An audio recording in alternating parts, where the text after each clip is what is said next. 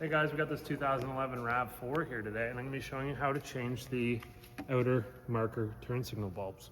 So, very simple, open the hood, and then you're just going to stick your hand on in here, and you're going to turn the socket counterclockwise.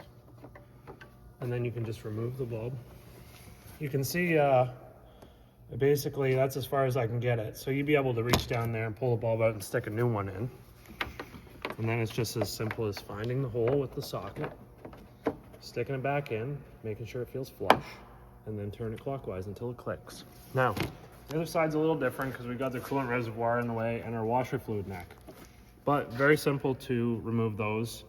Basically, all you're gonna do is start by removing this shield so that we can access the 10mm bolt that's underneath of here by pressing the center of these clips down. And then the clip pops out. You're going to take all the clips out for this plastic shield. Then you can lift this piece up, which then gives you access to that 10mm bolt. You take that one out and the other one that's back here out, and then this coolant reservoir, you can just move it out of the road.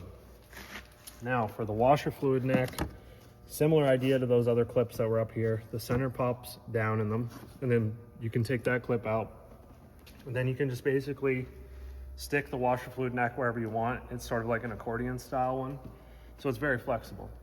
And then once you get that out of the way, it's simple. It's the exact same thing. You just reach in there, counterclockwise, it unlocks, you pull it out, change your bulb, back in, clockwise, lock it in place, and then reassemble. So as far as putting these clips, like reloading them to go back in, you just spread these open a little bit and then drop it down in the engine bay and you're good to go. No.